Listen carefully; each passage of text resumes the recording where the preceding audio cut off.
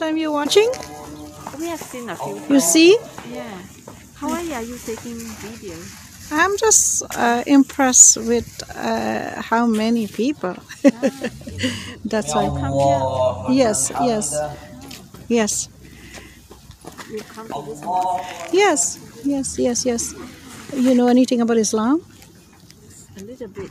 Can I take your video, please? Oh, why? No, no, no, it's okay. Take a video? No. No, no, no, no. I just want to ask a question because, you know, we share Islam. You can ask the question. Yeah. What do you think? Don't take a picture. Okay. No, because why I wanted to, we do like how people are interested in Islam. You are interested. No, you don't want to become Muslim. I understand, but you're curious. Yeah. You know, I'm that's why I curious want to about ask. Muslims, about the people. That's why it's good for the video. No. Okay.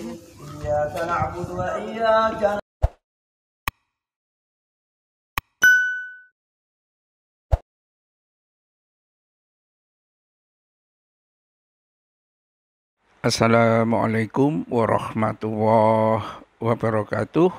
Pemirsa, sholat Jumat di kota New York, di jalan-jalan kota New York, meluber sampai ke luar. Jadi dari masjidnya penuh, kemudian jalan-jalan yang ada di sekitar masjid dijadikan sebagai arena untuk sholat karena daya tampung yang sangat kurang. Sementara itu gereja-gereja yang ada itu meranggas karena nggak pernah dihuni, jamaat gereja mingguan kosong dan akhirnya rapuh dan kemungkinan akan tutup. Lalu kapan kota New York ini akan menjadi kota Islam? Ya, ini satu pertanyaan yang sangat penting untuk diajukan karena tren dan kecenderungan demografis yang ada di New York menunjukkan satu tingkat perkembangan yang luar biasa bagi Islam, bagi umat Islam, ya, seperti kita saksikan bersama di video yang kita upload untuk leading itu, ya. Di dalam masjid yang cukup luas itu jamaat sudah berbondong-bondong memenuhi soft yang ada di dalam masjid, tetapi tampaknya tidak cukup dan akhirnya meluber sampai ke jalan-jalan, ya. Dan ini tampaknya bukan fenomena satu kali sholat Jumat yang terakhir, ya, minggu yang lalu, tetapi juga sudah menjadi kebiasaan dalam setiap Jumat bahwa masyarakat yang ada di New York, masyarakat Islam yang ada di New York itu rame-rame menegakkan atau menjalankan sholat Jumat. Dan karena itu sudah menjadi biasa tampaknya petugas keamanan dan lain sebagainya itu sibuk untuk memberikan pembatasan supaya mobil-mobil yang lalu lalang tidak mengganggu orang-orang yang sedang sholat.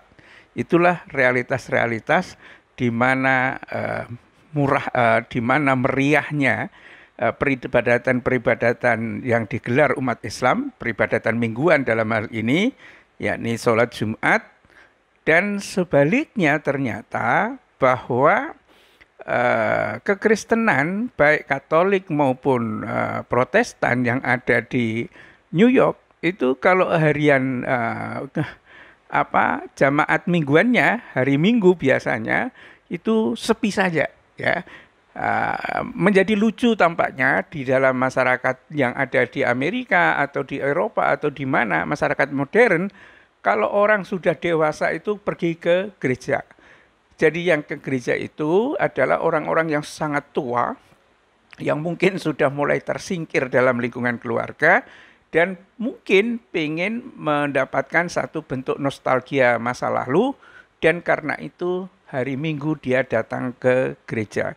Banyak di antaranya yang harus minta bantuan untuk tongkat untuk menyangga tubuhnya yang mulai rapuh. Itulah, ya, situasi-situasi yang sangat kontras antara Islam dengan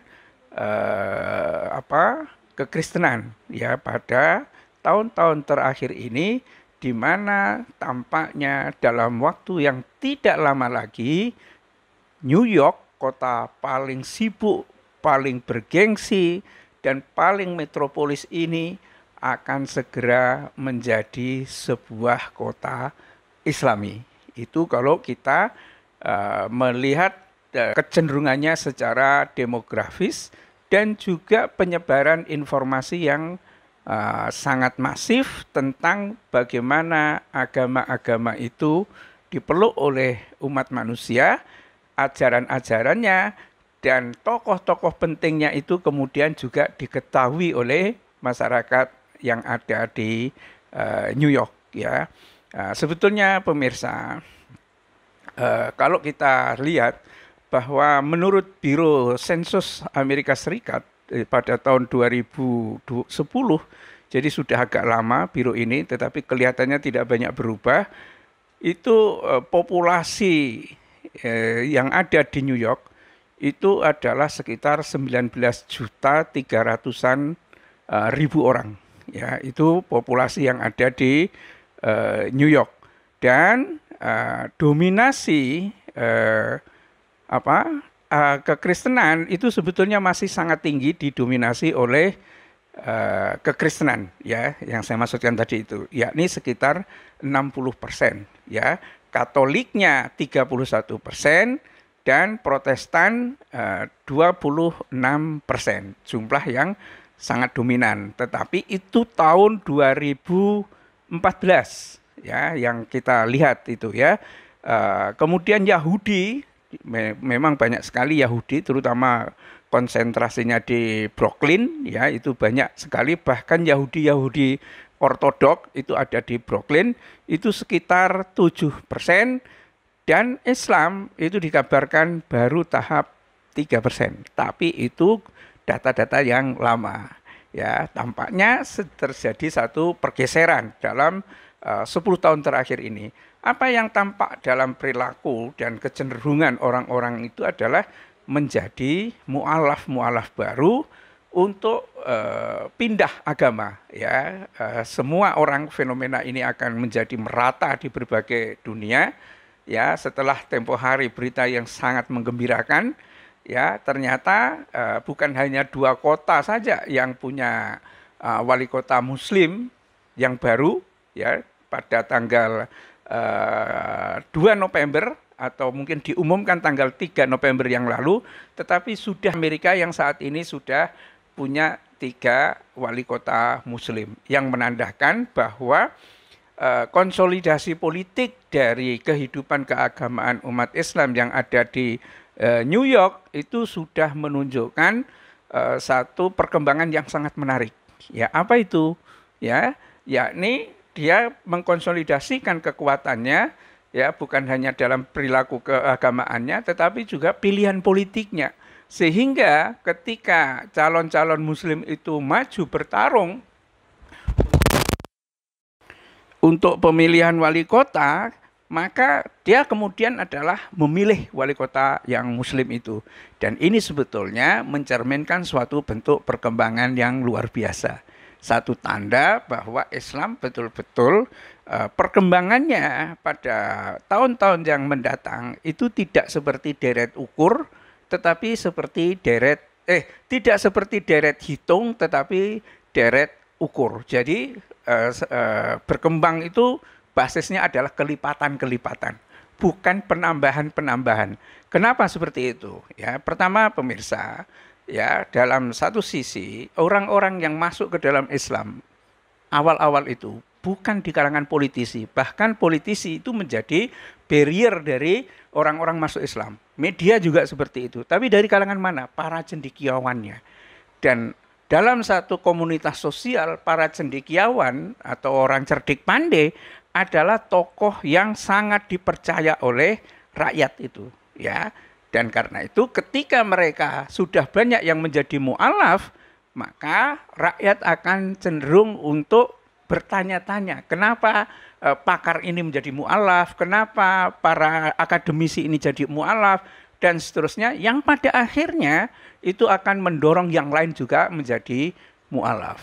Yang kedua adalah orang-orang di kalangan seniman dan lain sebagainya, yang kepentingan publiknya, pretensi pribadinya itu tidak banyak. Jadi orang-orang yang relatif punya tingkat kebebasan yang tinggi itu jadi mu'alaf, ya biasanya kemudian akan segera diikuti. Sisi lain, pemirsa, sisi lain, ya itu berita-berita tentang pelecehan seksual yang terjadi di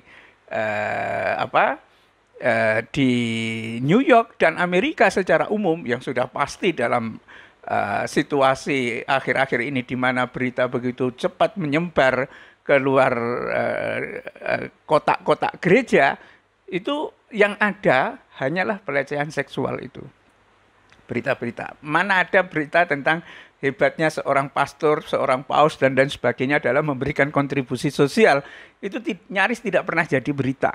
Yang sering menjadi berita adalah pelecehan seksual. Seperti yang baru-baru ini ditunjukkan oleh American Magazine.org, ya. Itu dikatakan seperti ini, pemirsa, ya. Ini terbaru rupanya, lebih dari 4.200 tuduhan pelecehan klerus atau para pemimpin gereja dilaporkan, dan audit tahunan Uskup Amerika Serikat menunjukkan. Jadi 1 tahun saja, tahun ini, tahun 2000 ya, tahun 2020 saja itu ada kasus 4.200 tuduhan klerus, ya, para pastor, pemimpin gereja atau yang mana begitu dituduh karena melakukan pelecehan, ya, itu di seluruh Amerika, ya. Itu di yang merupakan pelecehan seksual terhadap anak di bawah umur oleh pendeta Katolik dan lainnya dilaporkan selama tahun yang berakhir di tanggal 30 Juni 2020. Itu memang sedikit menurun daripada periode audit sebelumnya, tahun sebelumnya. Ini menurut laporan tentang kepatuhan keuskupan dan eparki dengan piagam untuk perlindungan anak-anak dan orang muda dari para uskup Amerika Serikat, ya. Dirilis 9 November yang lalu, jadi hanya sekitar 3 hari yang lalu, laporan tahunan ke-18 dari Konferensi Wali Gereja Amerika Serikat untuk Perlindungan Anak dan Remaja menyatakan bahwa ada 3.924 korban pelecehan dan ajuan 4.228 tuduhan. Ini hanya menunjukkan bahwa kalau berita-berita ini di-upload, diketahui oleh publik, apa yang kemudian terjadi? Orang akan malu untuk datang ke gereja. Inilah situasi yang tampaknya sekalipun kekristenan itu masih 60%, tapi di 10 tahun yang lalu, ya, kelihatannya tidak sampai seperti itu, tetapi yang akan hadir di dalam jemaat gereja itu mungkin tidak sampai dari 5%-nya.